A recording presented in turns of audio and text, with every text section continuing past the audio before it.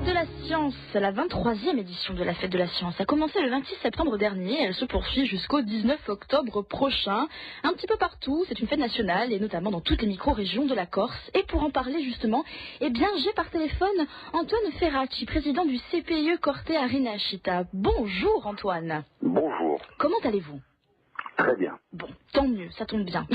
On va parler donc de cette 23e édition de la Fête de la Science. C'est la 4e année que vous coordonnez cette Fête de la Science en Corse. Oui, tout à fait. La 4e année où nous avons été positionnés par l'État et par la collectivité territoriale de Corse comme coordinateur du pôle de culture scientifique, technique et industrielle pour la région de Corse. Alors, on va peut-être justement revenir un petit peu sur l'association Rinascita. Elle a été fondée par vous-même, si je ne dis pas de bêtises. Oui, aussi par moi-même, mais bon, c'était une équipe quand même. Une équipe, oui, bien entendu. Elle a été fondée en 1975. Alors, quelle était les missions de cette association à l'époque? Et toujours maintenant, si Voilà, alors à l'époque, on voulait créer du lien social au niveau de la vie humaine, puisque à l'origine c'est une association, je dirais presque de quartier, de la vieille ville, et en fait il y avait la perspective d'implantation de l'université, on était en 75, et on voulait, si vous voulez, que les habitants se retrouvent dans ce qu'on pensait à l'époque être le Corte de demain, qui devait avoir une expansion, qui n'est pas tout à fait le cas, mais je veux dire, la présence de l'université, elle a quand même créé un certain nombre, beaucoup d'emplois à Corte, et nous on souhaitait que les habitants de la vieille ville puissent demeurer dans leur quartier, et donc on a favorisé la première opération programmée d'amélioration de l'habitat, qui date d'avant 80, en fin des années 70, et en fait, on a commencé par faire des actions concrètes, on a pioché, on a planté des arbres, on a fait des opérations de nettoyage, par exemple, des abords de la citadelle. Oui.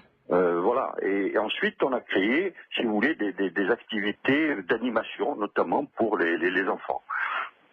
Très bien. Donc, comme je disais tout à l'heure, c'est la 4e année cette année donc que vous supervisez, vous coordonnez la Fête de la Science. Alors, j'imagine que ça a eu un très très grand succès. Je vois notamment que la grande manifestation a réuni près de 22 000 personnes à travers tout le territoire depuis.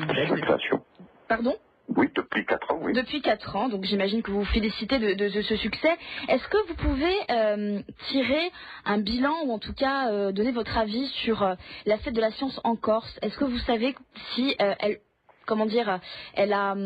touche peut-être plus que par rapport à d'autres régions françaises? Est-ce que quel est le monde de la science en Corse? Parce que c'est peut-être assez nébuleux pour les auditeurs. Le monde de la science en Corse, d'abord il gravite surtout autour des instituts de recherche de l'université, mais pas simplement, puisqu'il y a d'autres organismes de recherche répartis en Corse. Je parle notamment de la Starezo. Nous avons lancé la Fête de la Science, qui est un organisme de recherche orienté sur la mer, sur la problématique maritime, et qui est implanté en Corse depuis 42 ans. Il y a des autres instituts de recherche comme l'IRA, l'IFREMER, le BRGM, etc., qui ont un travail constant et permanent en Corse. Et si vous voulez, le but en fait, c'est de mieux faire connaître les organismes de recherche, mais surtout leurs travaux, et le rôle d'une association comme la nôtre, dans le cadre du Centre de culture scientifique, c'est de justement vulgariser la recherche. De mettre la science à portée de tous. Voilà, tout à fait. D'accord. Est-ce que vous avez constaté que ça a suscité des vocations au bout de la 4e année de la Fête de la Science en Corse? Certainement, puisque sur le plan national, les filières scientifiques sont en nette diminution, la fréquentation. En Corse, à l'université de Corse, c'est pas tout à fait le cas. Même s'il y a eu une légère baisse, je veux dire, c'est assez... on parlait ce matin encore avec le responsable scientifique de l'université, Marc Mouzet, il n'y a pas de crise scientifique encore. Mais ce qu'on a vu à travers justement cette manifestation d'aujourd'hui à l'université, c'est qu'elle a mobilisé, outre les associations, les organismes de recherche, etc., les étudiants, les Master 2 notamment, se sont beaucoup mobilisés autour de différents labos. J'ai vu, par exemple, toute une action avec la robotique qui était liée également, qui travaille avec l'unité feu de forêt, qui était spectaculaire. Elle intéressait aussi bien les plus jeunes scolaires qui étaient parmi nous que les étudiants, les futurs étudiants, c'est-à-dire les élèves de première et de terminale de certains lycées de Corse. Alors je vais peut-être poser une question qui fâche, Antoine Ferracci, mais est-ce que justement il y a un avenir dans le domaine de la science en Corse? Est-ce qu'on pourrait en vivre de ce métier-là? De ces métiers-là? Certainement, puisqu'avec la science, il y a souvent des débouchés économiques, sinon elle ne servirait à rien. La science, elle est dans tous les domaines, elle est dans le domaine de la santé, elle est dans le domaine économique, elle est dans le domaine culturel, elle est partout, la science. Mais est-ce que si on est chercheur, est-ce qu'on est forcément obligé de se délocaliser un petit peu, de s'exiler, ou alors on peut très bien en vivre ici? Est-ce qu'il y a des secteurs qui recherchent des chercheurs, si j'ose dire? Tout le monde ne pourra certainement pas vivre en Corse, mais en tout cas, il y a beaucoup de monde qui pourra certainement en vivre avec les sciences qui tournent autour des sciences. C'est déjà le cas. Je veux dire, l'université, je prends un exemple concret. Notre association, il y a 24 salariés, 80% du personnel de l'association est issu de l'université. Et sur les 80%, je veux dire, ces 80%, c'est des Master 2. Oui. Et alors justement, comment vous mettez en place un petit peu toutes ces manifestations qui ont lieu en Corse? Parce que comme on l'a dit, le but principal, premier, c'est de vulgariser un petit peu la science. Donc comment vous faites, vous Alors évidemment, vous avez très bien compris, ça ne jaillit pas par génération spontanée. Ça pourrait, hein. Oui, mais je veux dire, il y a un travail d'approche. Oui. Un travail de fond. L'année. Oui. Parce qu'en fait, la fête de la science, c'est une vitrine qui dure quelques jours, certes, mais c'est quand même une vitrine. Elle permet d'avoir le contact avec les élèves sur du concret, mais notre association, comme d'autres, travaille toute l'année auprès oui. des scolaires, etc. Puisque le public visé, c'est pas simplement le public scolaire, c'est le public scolaire, certes, de la maternelle à l'université, ouais.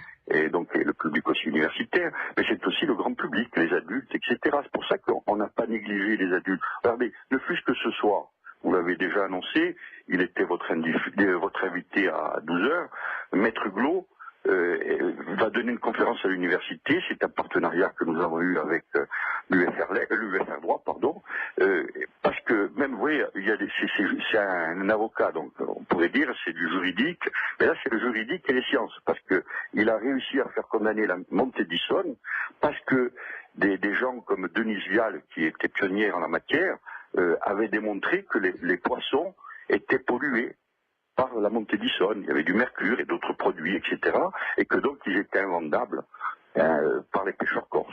Voilà. Donc oui, il y a toujours, la science, elle mène à tout. Et justement, là, vous parliez des scolaires, entre autres, et aujourd'hui, c'était une journée particulièrement consacrée aux scolaires à l'université de Corse. Enfin, en tout cas, on proposait des animations aux collégiens, aux lycéens, mais aussi donc pour les étudiants à l'université.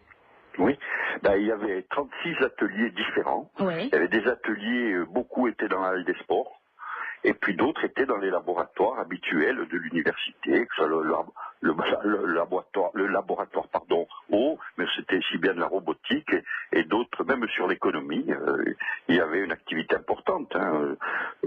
Mais je veux dire par là, c'est que ça permet justement d'ouvrir l'université et ses labos, et là aussi, la mobilisation est importante au niveau des chercheurs de l'université, puisqu'il y a une forte implication de l'université, mais également, je dirais, les étudiants, ce qui est, je ne dirais pas nouveau, mais c'est de plus en plus important.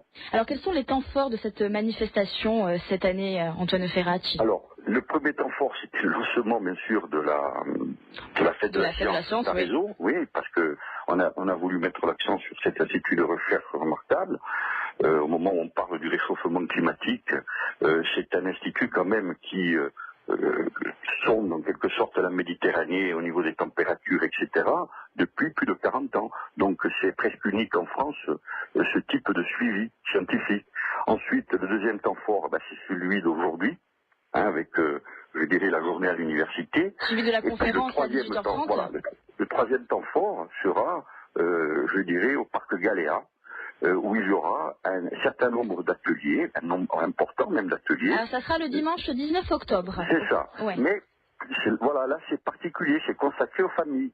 c'est-à-dire que aussi bien les adultes que les enfants ils pourront venir donc en famille, et la journée leur est entièrement consacrée. Alors la journée commence à 10h et elle prend fin à 18h. Donc est-ce qu'il y a un parcours déjà prédéfini ou c'est un peu on se promène, un peu où on veut, on se balade? Il y a un parcours pour ceux qui le souhaitent, mais le but c'est d'aller dans les ateliers qui peuvent intéresser le public. Ils sont tellement nombreux que, je veux dire, il sera difficile pour une seule personne de voir tous les ateliers. Donc, c'est pour que on puisse s'imprégner de ce qui est démontré, etc.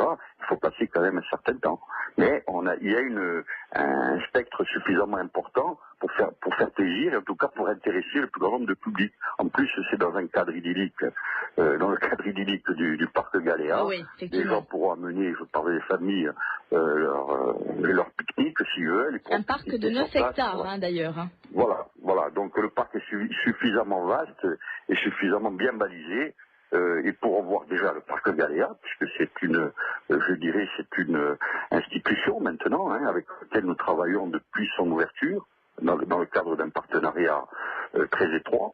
Et également, ça sera l'occasion de pouvoir prendre contact avec des chercheurs, de discuter. J'ai vu aujourd'hui que les jeunes, aussi bien que les plus anciens, hein, je parle des étudiants, étaient très intéressés par tout ce qui se présentait. Hein. Est-ce que c'est une première depuis 4 ans, justement, cette journée de découverte pour le grand public et les familles? Tout à fait. Parce que le lieu s'y prête.